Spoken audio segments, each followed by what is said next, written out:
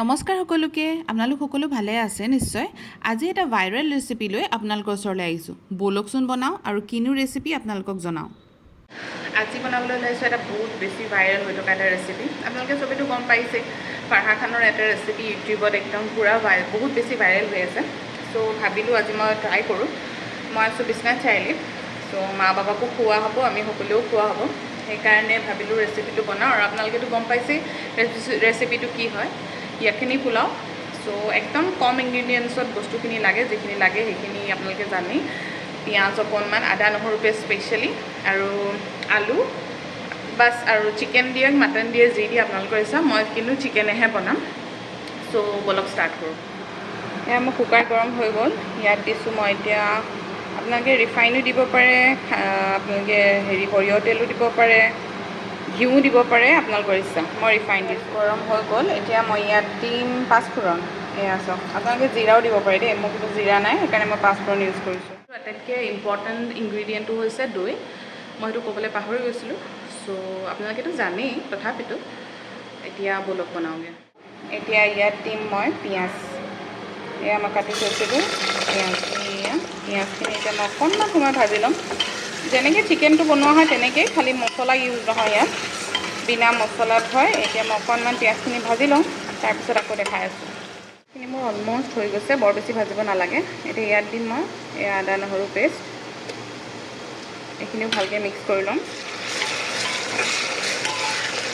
মই লৈছোঁ আধা কেজি চিকেন একচুৱেলি ইয়াখিনি পোলাওটো মাটন স্পেচিয়েল হয় কিন্তু মই এতিয়া মাটন নাই লোৱা চিকেন লৈছোঁ চ' বলক চাওঁ কেনেকৈ বনাই আছোঁ মছলা অলমষ্ট ৰেডি হৈ গ'ল বৰ বেছি ভাজিব নালাগে এতিয়া ইয়াত মই চিকেনখিনি দি দিম সোৱাদ অনুযায়ী অকণমান নিমখ দি অকণমান সময়ৰ কাৰণে অলপ সময়ৰ কাৰণে ভাজিবলৈ দিব এইখিনি এতিয়া মই ভজা হৈ গ'ল এতিয়া এইখিনি মই একো পানী নিদিয়াকৈ জাষ্ট দুটা চিটি মৰাই ল'ম বেছি নহয় দুটা চিটি যিহেতু চিকেন হয় মই গৰম মছলা আৰু শুকান জলকীয়া ৰেডি কৰি ৰাখি থৈছিলোঁ এতিয়া এইখিনি চিকেনত ঢালি দিম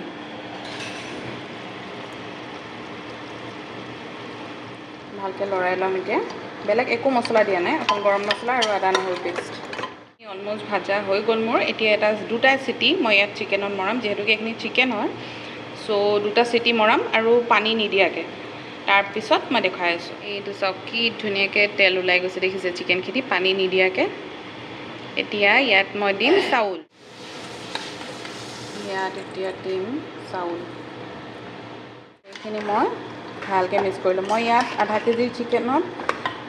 একাপ আধা চাউল দিছোঁ ইয়াত দিম আলু আৰু দৈটো অকণমান পানী দি পনীয়া কৰি ল'লোঁ এনেকৈ দৈটো যিহেতুকে মেইন হয় সেইকাৰণে দৈ অকণমান দিব লাগিব ইয়াত আমি অকণো পানী দিয়া নহয় অকল দৈৰে চিকেনটো হৈ যাব এইটো চাওক এইটো হৈ গ'ল এতিয়া মই ইয়াত 4টা চিটি মৰাই এইটো বন্ধ কৰি দিম তাৰপিছত কেনেকুৱা হয় মই আপোনালোকক দেখাই আছোঁ কিন্তু ইয়াত পানী অকণো এড হোৱা নাই এতিয়া লাষ্টত মই দৈ দিছোঁ আপোনালোকে যদি দৰকাৰ হয় দৈটো যদি ডাঠ হয় তেতিয়াহ'লে অকণমান তাতে পানী দি অকণ পাতল কৰি ল'ব এইটো মই বহাই দিলোঁ আৰু হৈ লোৱাৰ পাছত মই আপোনালোকক কেনেকুৱা হয় আৰু টেষ্টটো কেনেকুৱা হয় মই জনাম আৰু এয়া মোৰ ইয়াখিনি পোলাও ৰেডি খাবলৈ বহুত বেছি টেষ্টি হৈছিলে আমালৈ অকণমান কমেই হৈ গ'ল কিন্তু বহুত ভাল লাগিলে আৰু আজি আমাৰ ঘৰত আহিছিলে একচুৱেলি ইয়াৰ ফ্ৰেণ্ড আৰু ফেমিলি ডিনাৰ কৰাকৈ সেইকাৰণে মই এইখিনি বস্তু প্ৰিপেয়াৰ কৰিছিলোঁ এয়া মাছৰ টেঙা ভাজি কচু দাইল ইয়াখিনি পোলাও মাটন ঢেৰ কিবাকিবি বনালোঁ আৰু কেনেকুৱা হ'ল নাজানো কিন্তু চেষ্টা কৰিলোঁ আৰু আলহী আহি ৰুমতে বহি আছে এতিয়া তেওঁলোকক ডিনাৰ কৰিবলৈ মাতোঁ তেওঁলোকে খাই বহুত বেছি ভাল পালে আমাৰো বহুত বেছি ভাল লাগিলে আৰু এইটো ভাইৰেল ৰেচিপি আপোনালোকে ট্ৰাই কৰি চাব আজি মোৰ ভিডিঅ'টো ইমানখিনিয়ে আছিলে ভাল পালে লাইক শ্বেয়াৰ ছাবস্ক্ৰাইব কৰিব আজিলৈ আহিছোঁ বাই বাই